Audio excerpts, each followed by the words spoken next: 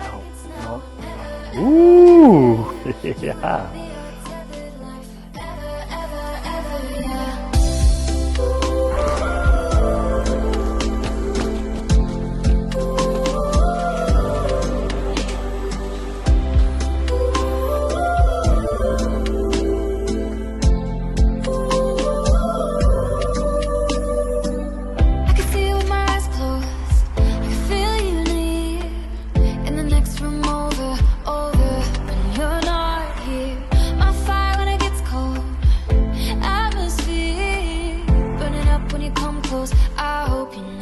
Hello, my name is John Brink and we are podcasting on the Brink from downtown Prince George, the capital of northern British Columbia. British Columbia, for all those international people watching, the most beautiful place on earth in my opinion.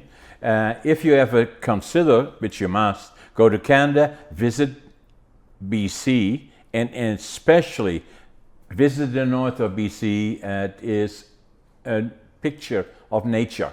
Today, a very interesting guest. His name is Murf Laidlaw. Murf, welcome to the show. Thanks for having me, John.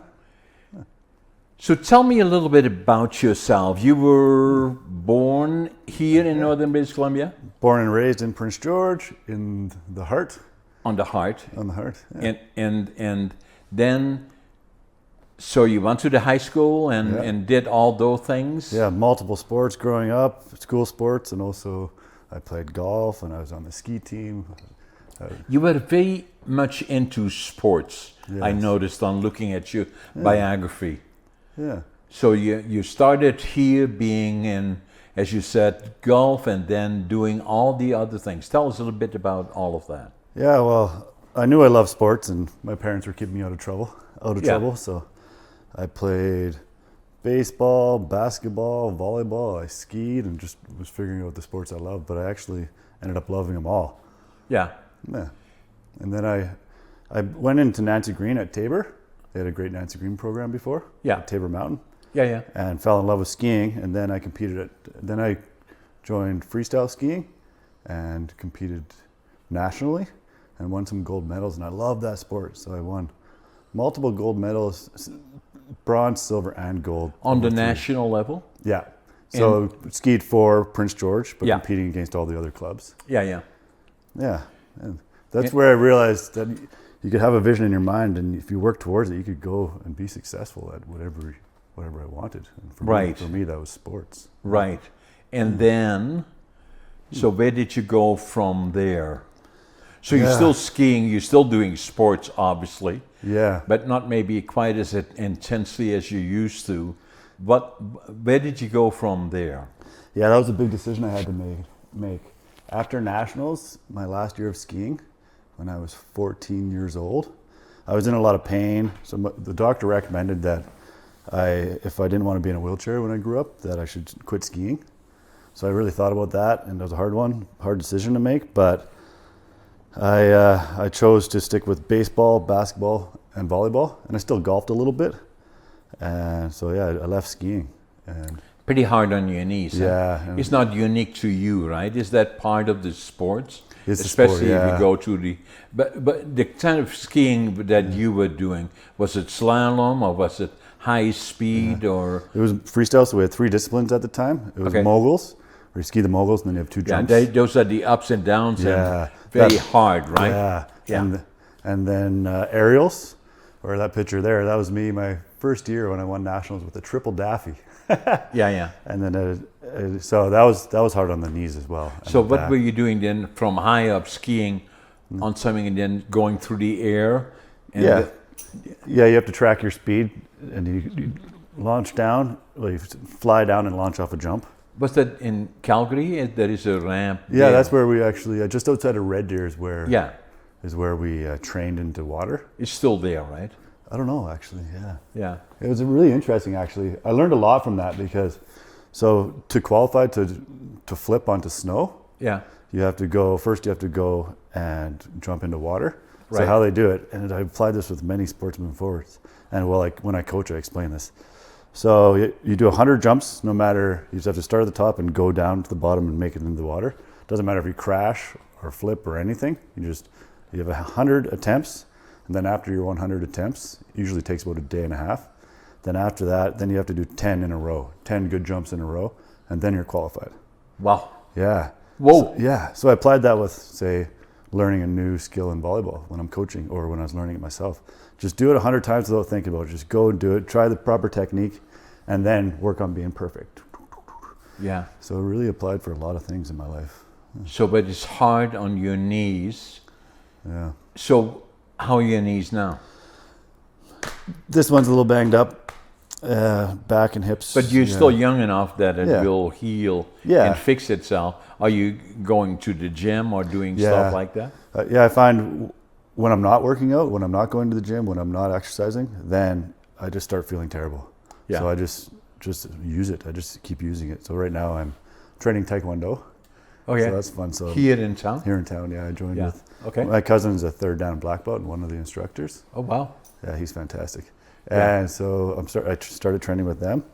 And Boudreau, he's our coach, our other coach, and he's the owner of the company, and he's 5th dan. Okay. So we have a lot of black belts in Prince George. Right. But now that I'm training again, my body's feeling a lot better. Now Taekwondo, I was into judo. I have a brown belt in judo from way back when I was still in Holland. So you're good at takedowns. That's all part of judo, right? Yeah. And so I know there's a lot of judo clubs here, but it's a very, very good sport and a sport very good for young people to be involved in. There's several good clubs here, several black belts actually. Really? Eh? Yeah. Do you still train once in a while? Do you train? No, not in that, but I go lifting weights. Yeah, that's I go.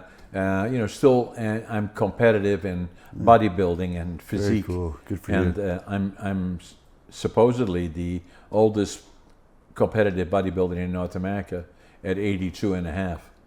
I include the half because as you get closer to the end, then you want to kind of the halves are back on there. 4.5 or 84.5.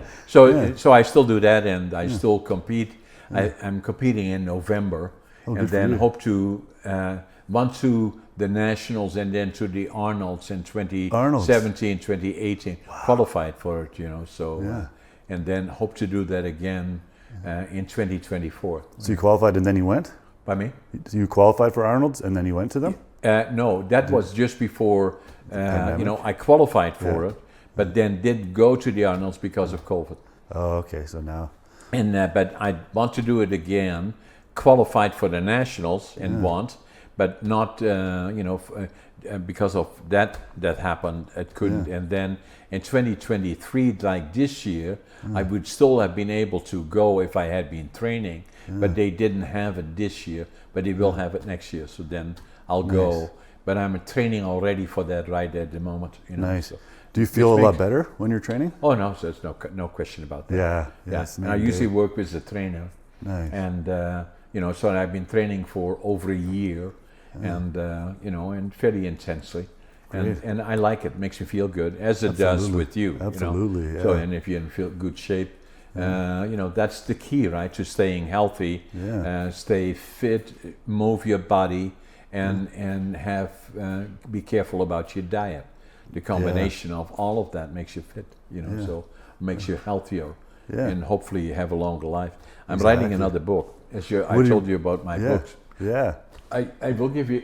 Did you get a copy of my books already? I actually have a buddy of mine, Scott McWalter. My buddy Scott McWalter. Oh yes, I've heard about that guy. Yeah. Did I sign them for you? You did, yeah. Okay. So I appreciate the other one that's coming out is in July. Actually, this morning I was doing also the audio of the books. So I'm nearly done with the audio. So we did 4 sessions. I think I got 15 pages to go. Okay, that's great. So that should be next week. It is done. Then we're doing some. It's now in the book. We do our own publishing, and so we have all of the steps done. It's quite involving actually. And then they go to the printers, and then they spit out the copies. That should be in July. That's cool. That's inspiring. Finding your passion. Nice. Living the dream. I like that. It will become a very, very good book, recommended to everybody. And and then I'll just show our guest the other books that I already did. Usually I show them when I'm in the process of giving it to my guest, but you already got it. So the one that did you read this one, Against All Odds? I need to admit, I maybe it's my ADHD or whatever, I'm undiagnosed, but audiobooks go in, but I'm not a great reader. I know all about it, right? Yeah. So you ADHD, undiagnosed? Undiagnosed, yeah, or whatever it is. Yeah, but you got a copy of the book, right? Yes. So Against All Odds is interesting because with all the things that I went through, I had ADHD, but not very good in school, failed grade 3, failed grade 7 3 times, then they sent me to become a furniture maker and on and on and on and on.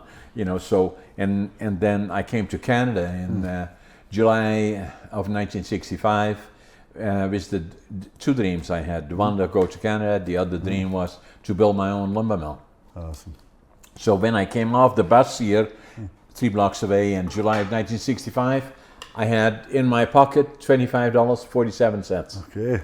Wow. But what I did have is I had attitude, passion, work ethic, what follows this success. Yeah. This book here, Against All Odds, quite popular actually, and it's not about hurrah, John, how successful he is. In fact, just the opposite.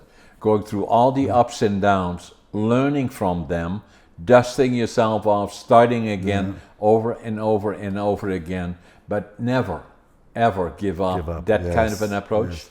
And love so that. I recommend this to anybody about it. Now the other thought, since Scott gave you one from me, is that I want you to hold the book for a second. Absolutely. And then look at the back of the book. How much does it cost? I'm not asking you to pay for it. $25.47. Yeah. Yeah, I like it. Yeah. You like it? And so the other one that I did is that, after that, I was 57 when I went into the store and I opened the book there. I don't know why. And I looked at the book at the store here, 4th Avenue, books on 4th. I like that place. And it was about ADHD. Driven to Distraction was the title. And I thought, oh my God, that's me. And so I bought the book and then, learned more about it. 5 years, I was ashamed of it. Because then I'm building a lumber company. I go to the bankers to lend money from them to build a forest company, and then I have to say to them, well, the one thing I haven't told you, I got a mental issue, and that is ADHD. Say, have a nice day. Yeah. Obviously, it isn't. Yeah. It's a superpower. Superpower for user. That's how I call it. And it is for you and anybody else that is blessed with it, not affected by it, blessed with it. Anyway, but I always felt I had to be more vocal about it. And then not only being vocal about it, is write about it. Yeah. ADHD Unlocked, very popular around the world actually. And then I wrote it in such a way that you can start the book, because what you said, I'm not very good at writing either or reading either. I'm a good writer, amazingly. Same. And then, but you can open the book anywhere and then read a bit there and then go to another page, and that kind of a book. Okay, that's what I do. I pick up books and I'm like, okay, I read. And that's how I did this and one. I think about it. Yeah. Okay. So in any event, that's that, and so, and then the other one is coming out in July. Okay. And then I'm going to do one more the following year. The one book that comes to what we were talking about earlier is saying the title of that book will be, and we are already working on it, because this other one is nearly finished, and we do the audio at the same time. I do all my own audios of the books, including the Finding Your Passion, Living the Dream. We're nearly done with the audio, and then the book will be out in July. The next one is Living Young, Dying Old. And the reason for the title is that if you are careful and if you are thoughtful about it and informed about it in a lot of cases, then try to live as long as you possibly can, but be healthy and active. So have quality of life, just not life. I know so many people, I'm sure you do, they're 45 years old and they say, I'm too old. Yeah. I'm too old, and they lay on the couch and, and they say, well, I'm too old for that. Well, for me, there is not such a thing as being too old. And, that's all in your mind, and that you can do anything at any age virtually, if you put your mind to it.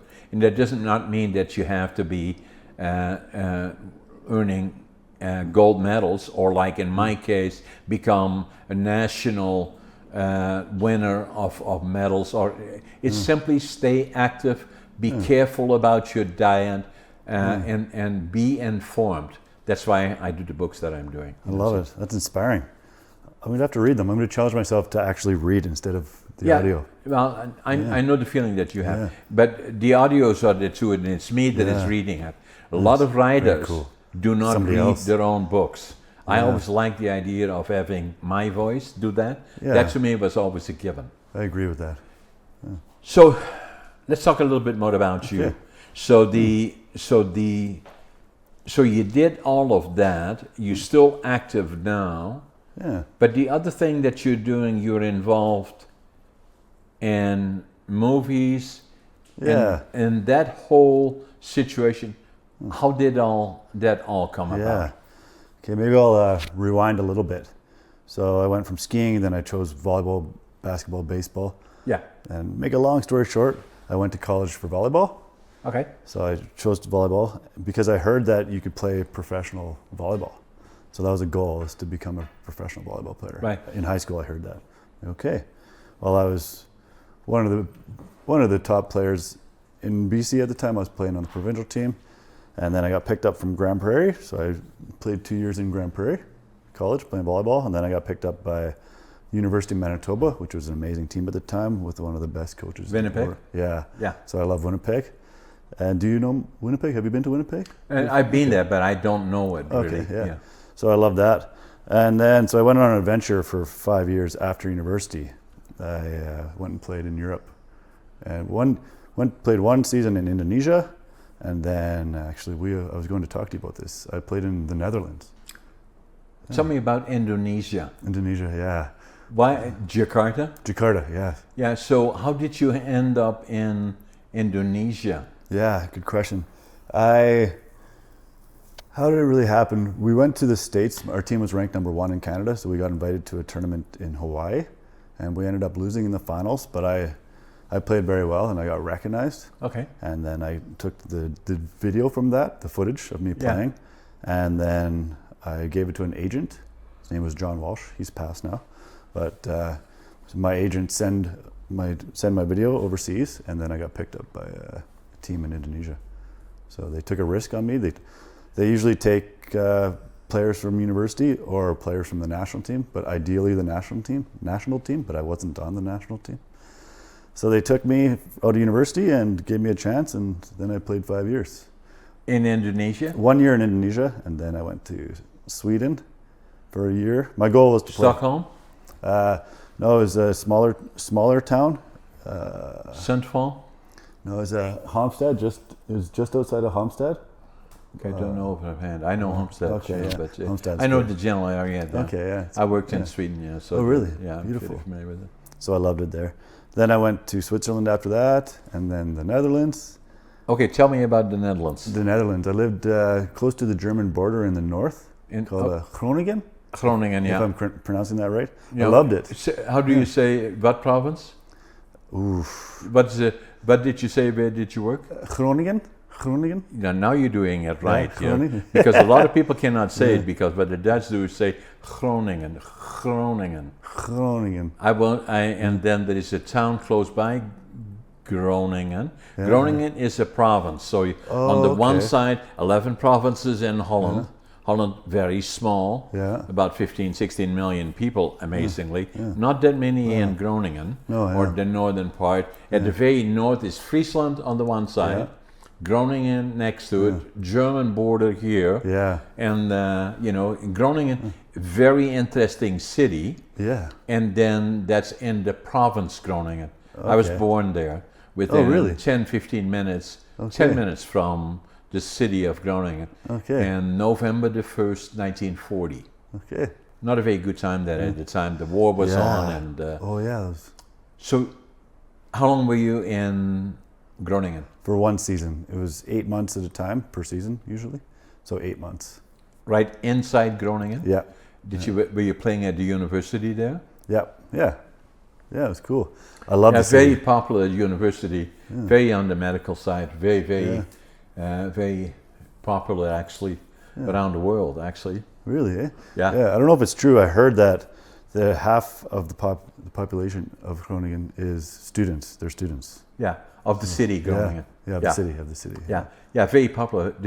The whole area is very popular for students. I know several people that I meet, Canadians or in the United States, and saying, "Well, I got a degree, blah blah blah, from the University of Groningen." Oh, nice. Wow, That's you know, cool. very highly leveled, university. Okay. Unfortunately, I didn't quite get there. I stopped at grade 7.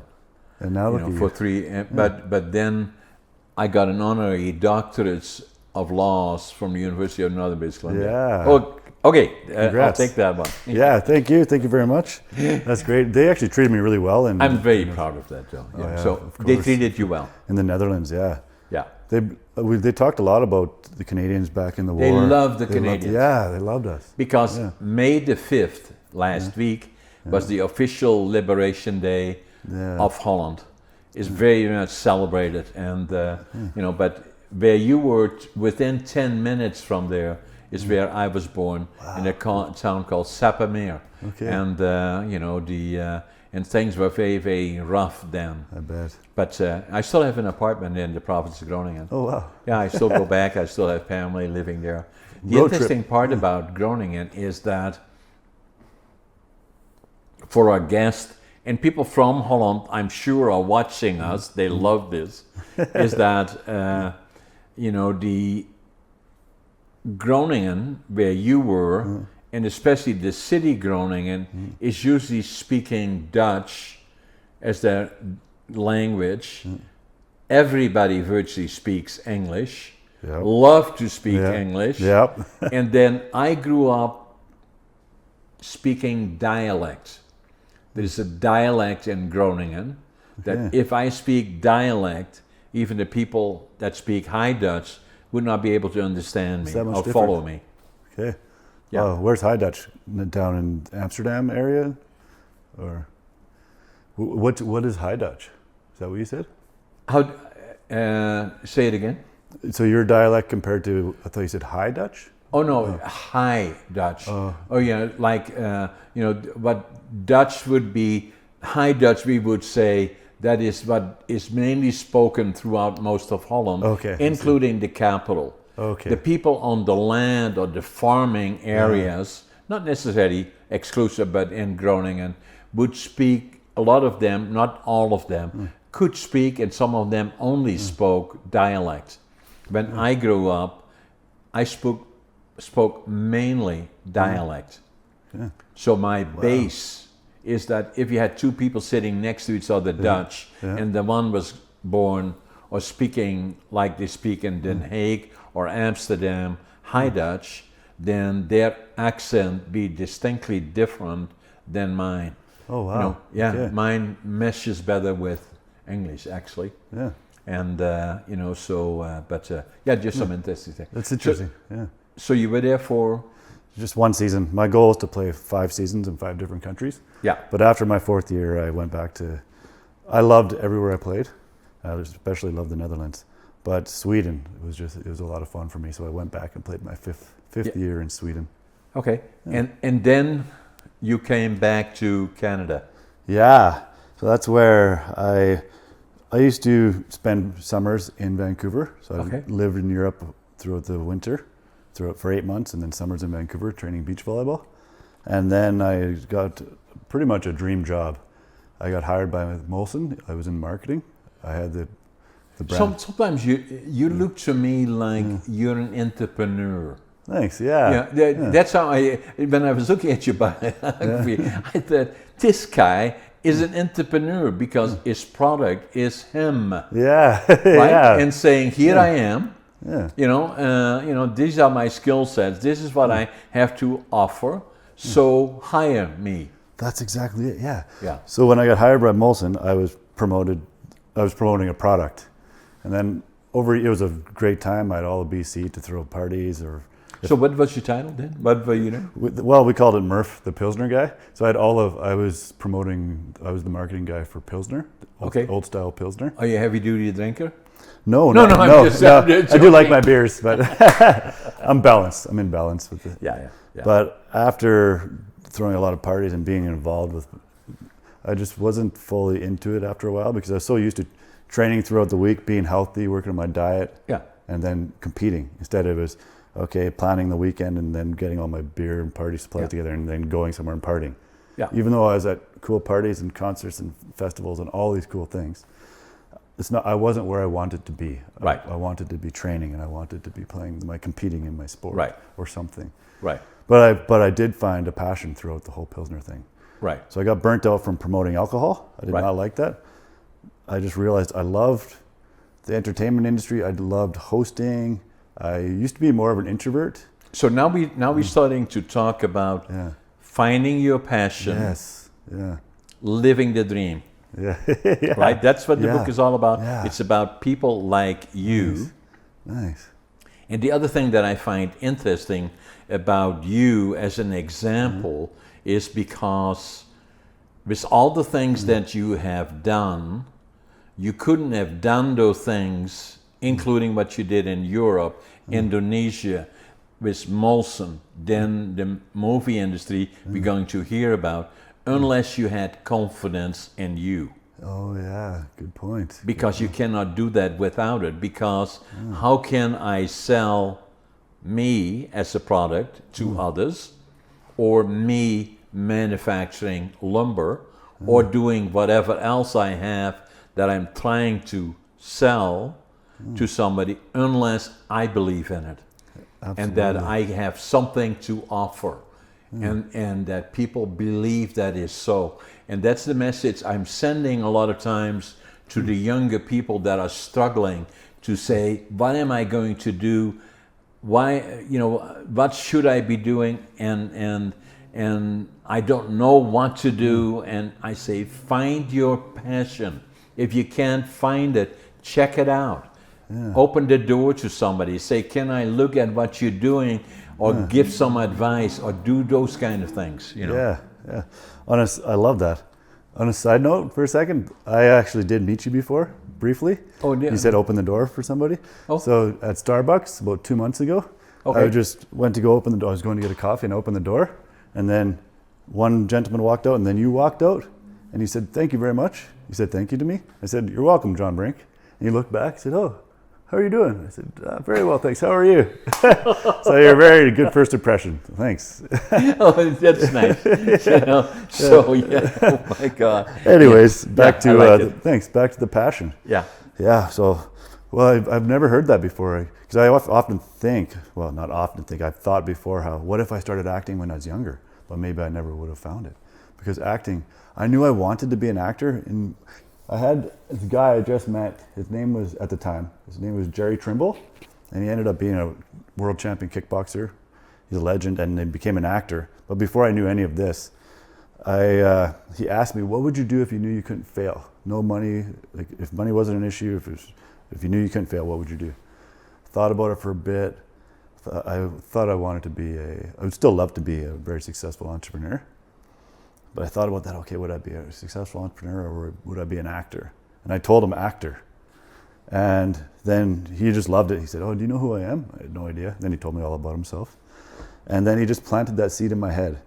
So in my mid-30s, I knew I wanted to be an actor. I just didn't know how to go about it. Fast forward to right before the pandemic in 2018, I was coaching beach volleyball down in Kitsilano, doing my thing, coaching. Coaching what? Beach volleyball. Oh, beach volleyball. Yeah, beach volleyball. Yeah. And I got asked, long story short, I got asked if I wanted to be an actor from an agent that saw me coaching.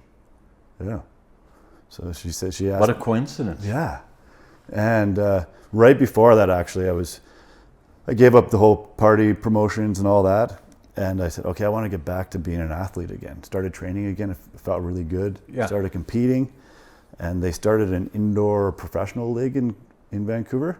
I played the first season. Then I ended up, I'll brag for a second, I ended up getting the top hitter award. So I still had it. Like, okay. And then I was playing beach, and I started training with some of the national team players that were out west, because most of the beach team trains out east, but the Canadian guys, but a lot of them want to train in the west.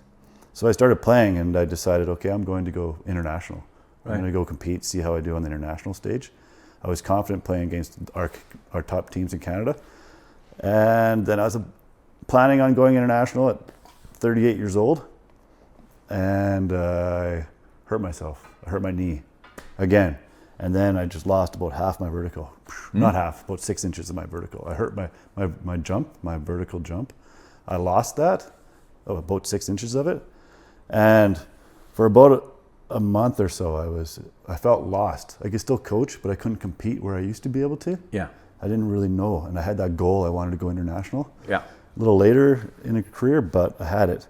And then boom, I was coaching and acting found me. Do you want to be an actor? I said, I would love to. That was a Saturday, and then I went to the office on the Monday and talked to the owner of the company. She hired me on. Trisco Talent, it's an agency in Vancouver. Never heard of. Yeah, so I was with Trisco Talent, and that was a Monday. And she said, okay, I had to go home and do my homework, write my bio, get a headshot, a professional headshot, but I didn't have one. So I just took my own picture, put on a nice shirt, took my own picture, that day my bio was up, and then the next day I got an email from my agent saying, oh, you have an audition. I'm like, whoa, I have an audition. In Vancouver? Yeah, in Vancouver. I had no idea what to do. So she just said, be yourself and just go and just listen and do what they say.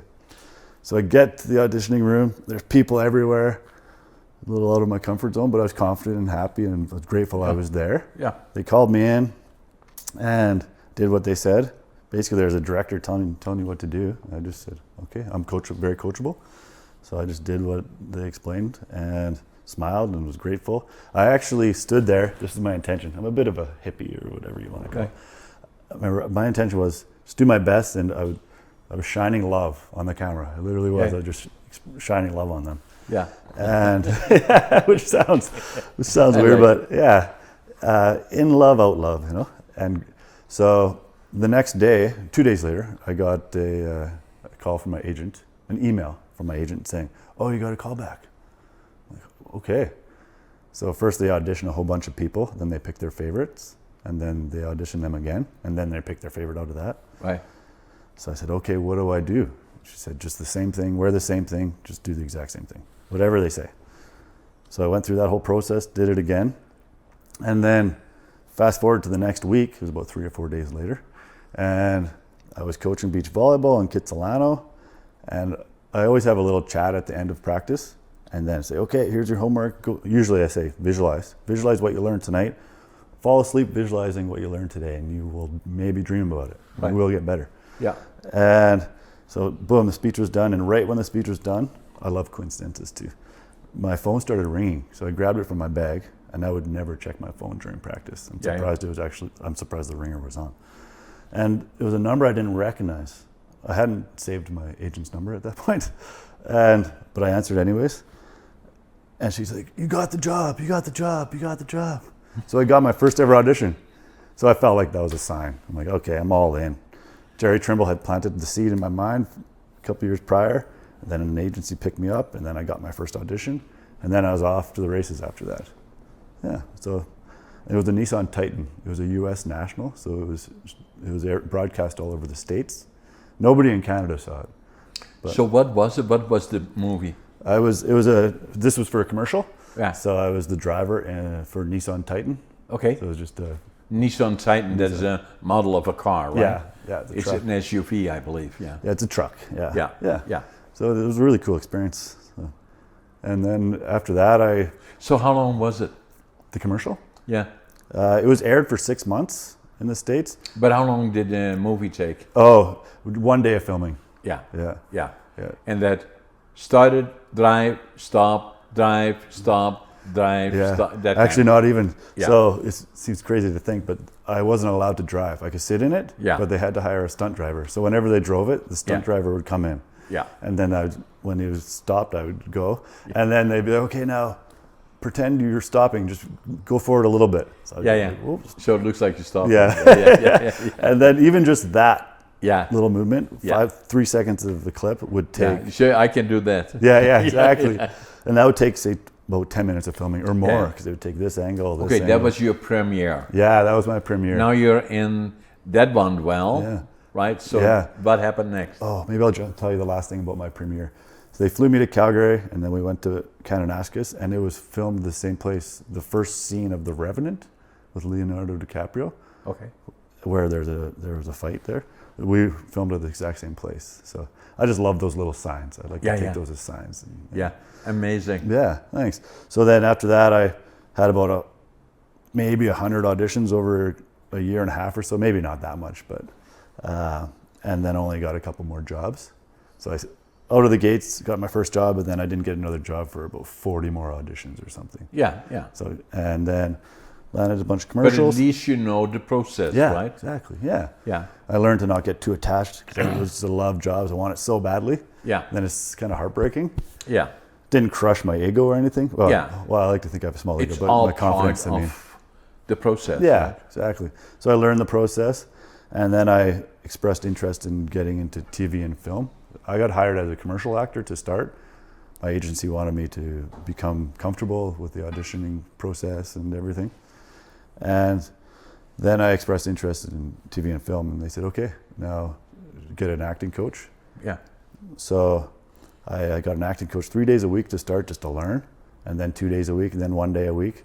And then I started I started doing acting classes with different people around the city just to get to know more people. And then I landed some jobs with TV and film. And then the pandemic hit. Boom. Yeah. So I did some indie films. Yeah. I did an indie movie. I was a biker. This is where I realized I actually really loved my silly character. Yeah. So I look like a biker if I have a beard and my long hair. Yeah. Biker meaning Like motorbike. a motorbike, yeah. Yeah. Harley Davidson. Yeah. You know, like sitting. Yeah, exactly. Tough guy. Exactly. Yeah. So I played a role where I was a collector for a biker gang. Yeah. And then I played a character in a short little project where I was the tough guy in a prison. Yeah. And what do they call that? I forget what they call that tough guy in a prison. Anyways, I played that role, and then I landed a TV show. This was my biggest role as of yet. It was a small part, but in a cool, big project. Christina Ricci was our #1 actor. Victoria Justice was our #3. So Those are well-known names, right? yeah, Yeah. yeah. So I was stoked, and I was #5, and I was a murderous ghost cowboy from the show is about the. Yeah, the I saw you with the hat on. Oh And, yeah, yeah. yeah.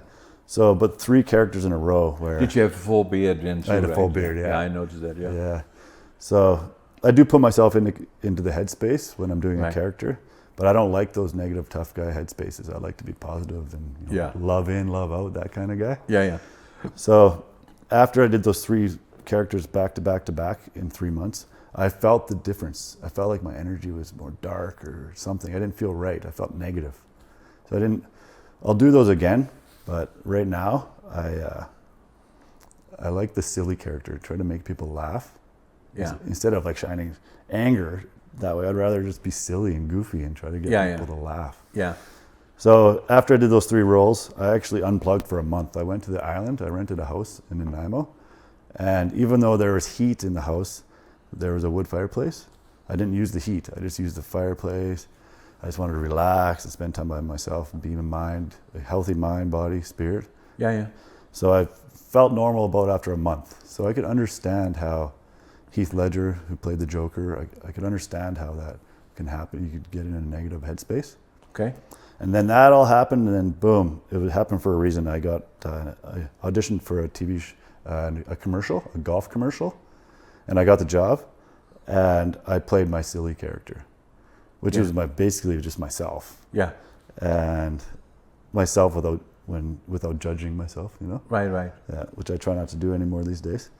And So that was a bit of a turning point. that was a right? big turning point. Yeah. Yeah, because all of a sudden you can be you Yeah. for and getting hired for being you. Me, instead of pretending I'm this tough guy. Yeah.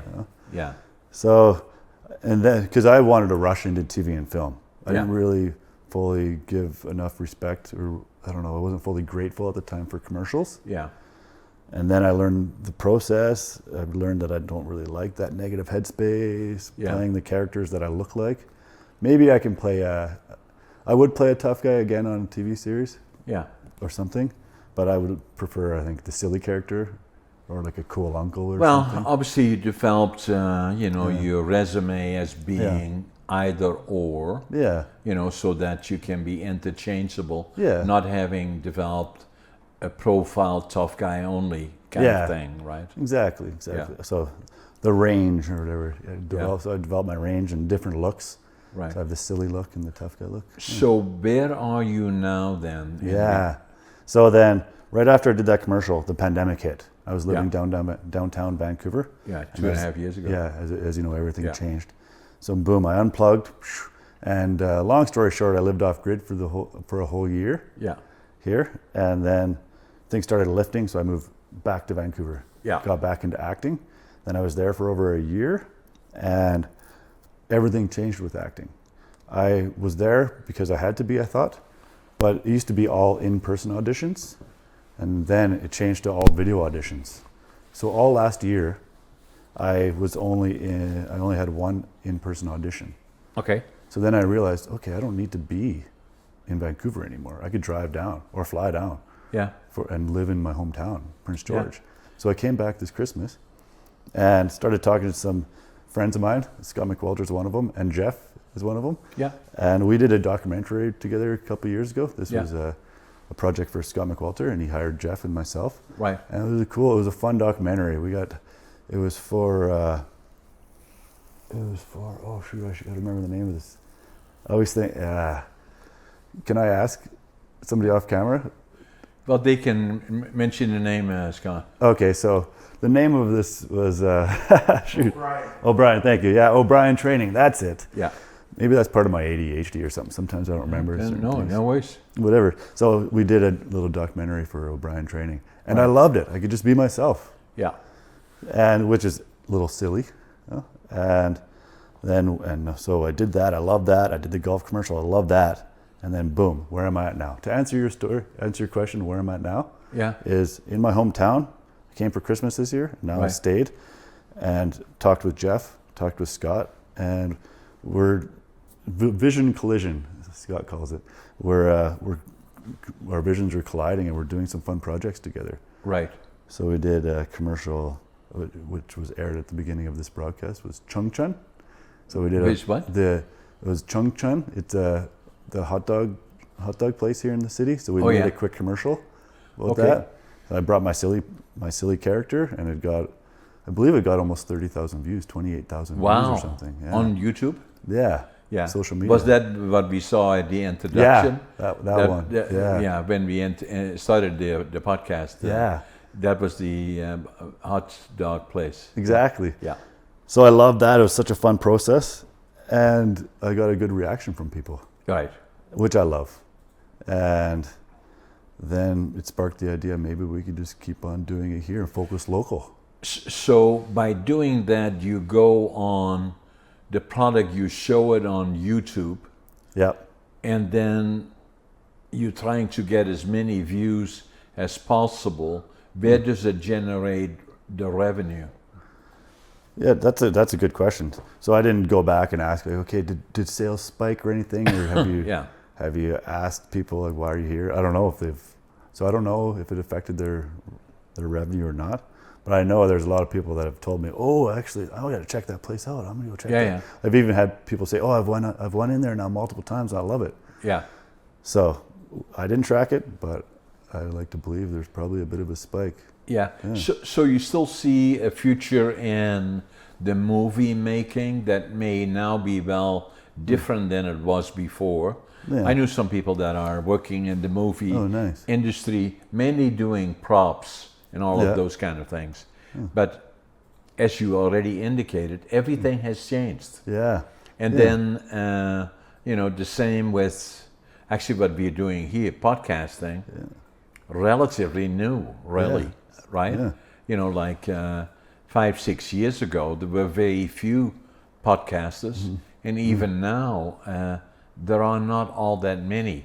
I'm not talking only Prince George, but I'm talking BC or Western Canada. Yeah. Relatively few. Yeah, it's interesting, eh? Yeah. Well, good for you. How many are in Prince George? Just a few? There was the... Well, maybe 2 or 3 that I know of, but they, you know, because the podcasting is interesting because you have to have a sense of continuity, and then, you know, and then at the same time, which is a challenge a lot of times. Yeah. And you know, in our case, what we did in a deliberate way, saying, I want to do 3 a week if we can. Wow. Yeah, that's a good goal. And so we are at year 122. Yeah. And then the other thing that is unique to this one is probably on the brink is that I think I'm a pretty good podcaster. You are, yeah. You're easy to talk to. A pretty good communicator. And I know a lot of people. I've been around for a long, long time. The other thing that has helped me is that it didn't come automatic to me, but at one point I was not a very good communicator at all until I was 50, and then I joined Toastmasters. Okay. And I was a Toastmaster for 10 years, became a distinguished Toastmaster, the highest level in Toastmasters. There are probably close to 400,000 Toastmasters active in North America and around the world. Of them, probably less than 1% will become DTMs. You don't have to get to that level, but I did. Nice. And then around the world, there is probably 4 million of them. Oh, wow. And that has helped me because Toastmasters is not only about being a good speaker, more importantly, is be a good listener. And you know, and then thinking on your feet and all those kind of things that you require for, you know, podcasting, and especially when you have guests, and especially when you do. The amazing thing with me is really, although I'm ADHD, I have a very good memory. Nice. So, like in your autobiography, I only have to read it once, and I will remember. Nice. Wow. You'd be a good actor. I would be a very good actor, and that's also something that I like to do. Oh, really? I'm also a good writer. Nice. And I want to do a movie of some of the stuff that I've done. Very cool. And you know, so and it's not will to be a movie about when. It's when, not if. Awesome. And you know, so those kind of things, you know, but coming back to, so communications has changed, podcasting has changed, interactivity on the internet has changed and is different.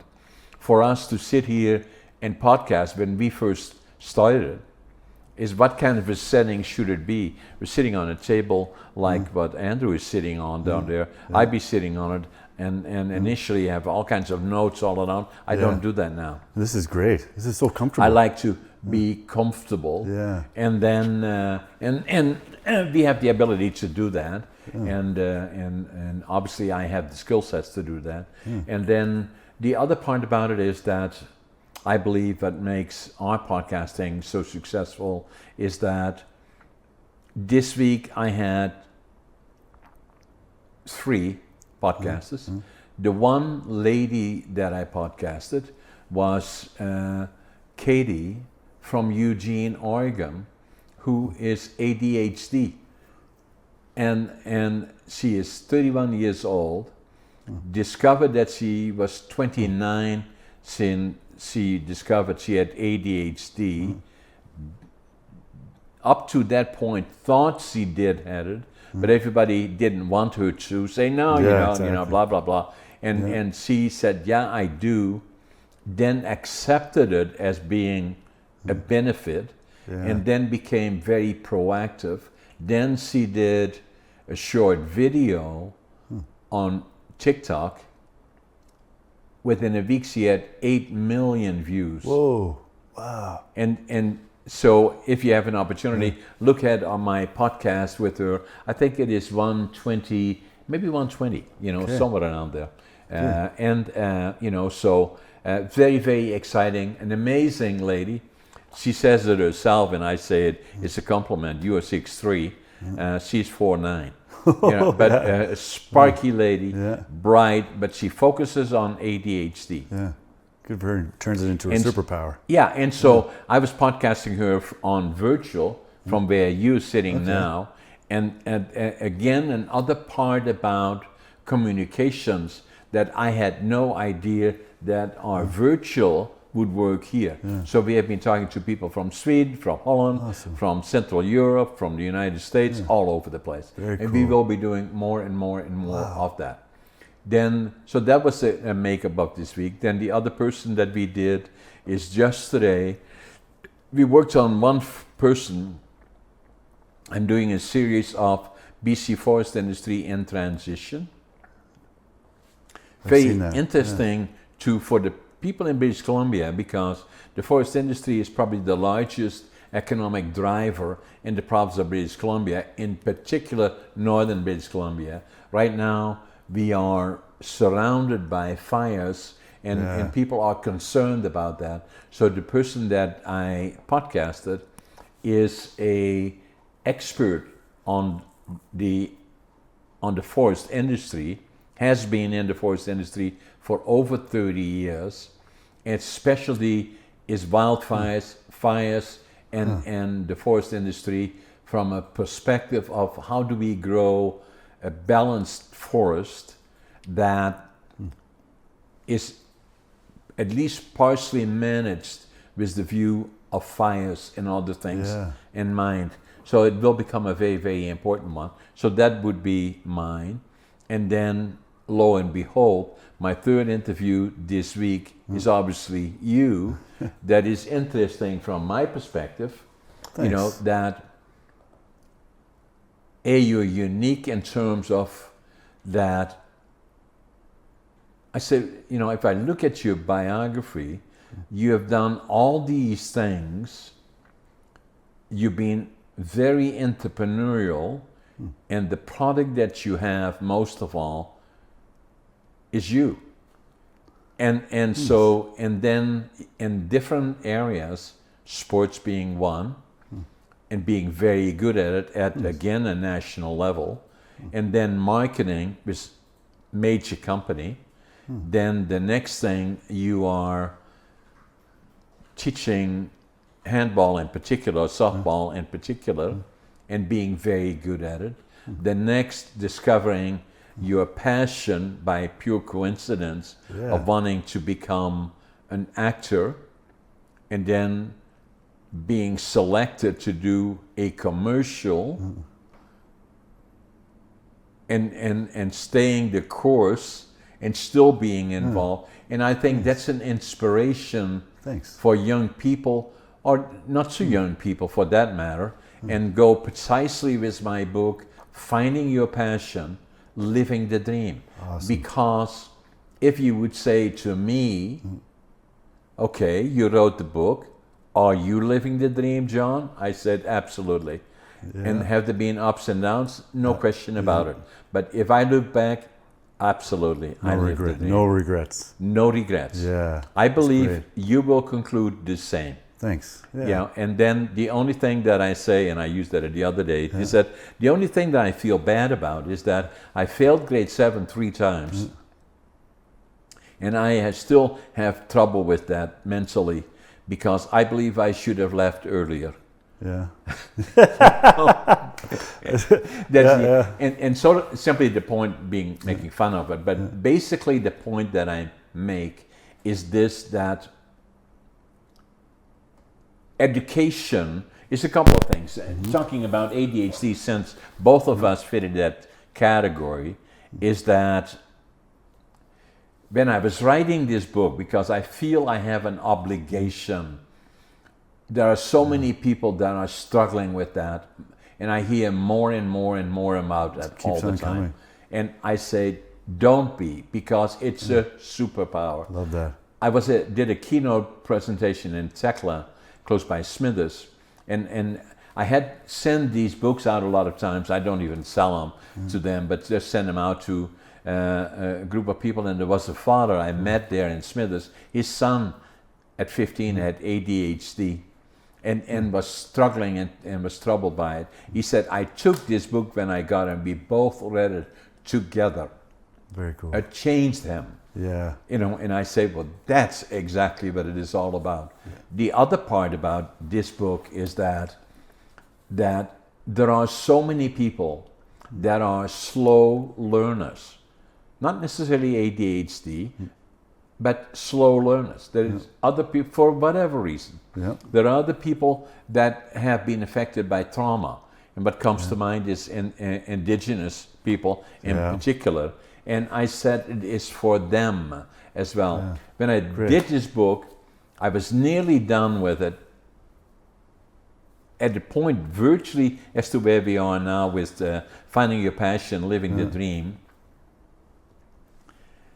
I knew there was something, and I said to my team, I said, there is something that is missing, and basically what is missing is we tell them, and we're interviewing about 12 or 13 people in here. The foreword was written by a friend of mine, and her name is Tracy Lotz, who is a medical doctor here in town, and an emergency doctor, ADHD. Oh. And then another 10 or 12 people that have been affected by it, and sharing their stories in a positive way. But I said, okay, we have done all of that. I'm telling my story about it. I'm sharing that about other people. But what is missing, what now? Okay, thanks, John. You told us all of that, and you shared with us your story, and you interviewed these people, you put it into a book. Where do we go from here? Is that the next book? Yeah, we do that too. Yeah. But then I was sitting in a plane from Vancouver to Victoria. Short flight? My overseas flight.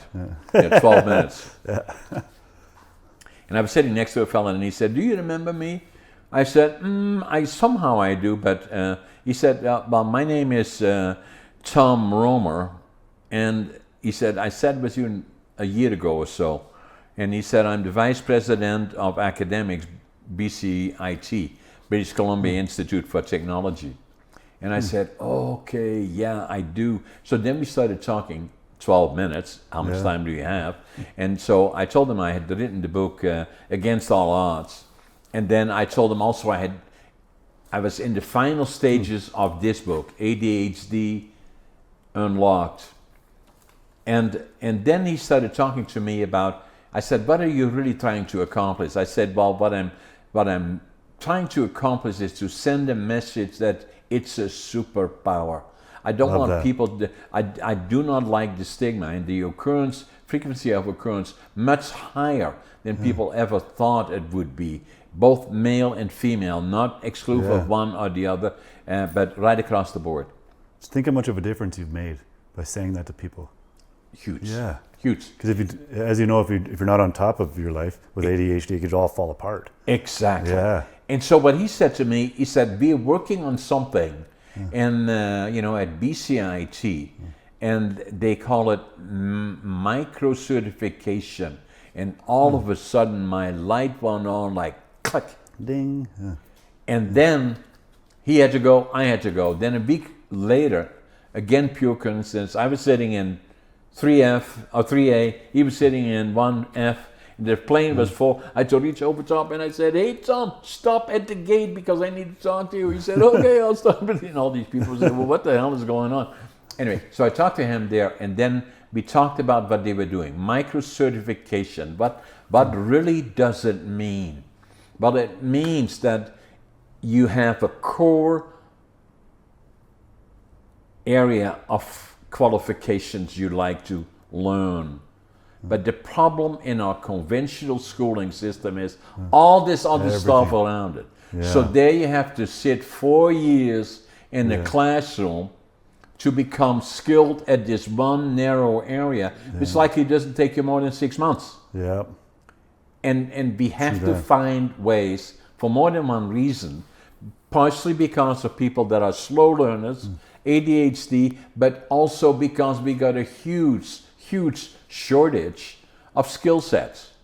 Not people that have to learn all the other things that are secondary. I'm not saying that they should not acquire those skills, but first train on the key skill sets. Micro certifications. Then micro certification. That makes sense. That is the answer to how do we create the skill sets and how do we go about it, and and that would be helping First Nations, slow learners, ADHD unlocked, in my opinion.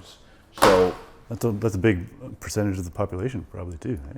Eh? ADHD amazing how many people I meet, like yourself, and many other ones that Well, you're doing a good thing, John.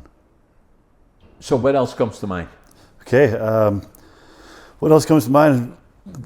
I jump into commercials and my passions right away when you ask that question. So it went from the Chung Chung video, the little commercial, and now I'm starting to realize, okay, the world's changed in the acting industry. So I could live at home. I could work with a bunch of local. In an ideal world, I'll work with my favorite local companies, promote their products, have fun, do a bunch of silly commercials. I'll keep it going. Ideally, say like one commercial every quarter or something, and then, but then shoot out a bunch of self-made videos promoting their products and having fun with them, or doing whatever we're doing, going on adventures, and all the same time auditioning for TV and film and commercials outside of here. So with video. Excellent. So grow my resume, but also help local businesses. And if you get phone calls from down south and say, hey, Murf, we want you in a movie, then that's okay too, right? Exactly, yeah. So be flexible enough here where I could go for a week or two and then come back. And then keep on. So that's an ideal. And so for the people that are watching us from all around the world, then, and particularly the younger people, and again, this is an example of where having a passion doesn't necessarily mean it is a particular profession. First and foremost, have that product that you're selling that may well be you. And then be very good at it, and the better you are at it, the more it will become a skill set that will really help you in building your career and your future, whatever that may bring. But it will give you additional skill sets that you would never acquire in school. Well said. Murf, it was a pleasure. Thank you. Thank you. Appreciate you. Yeah, thank you very much. Thanks.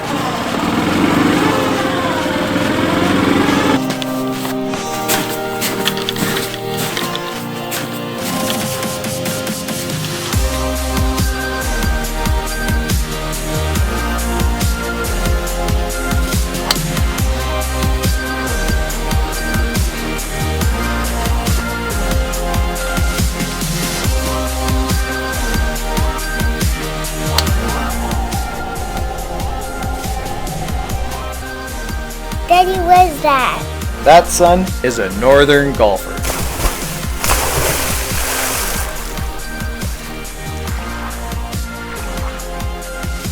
Murf, we're not open. Come back on Wednesday.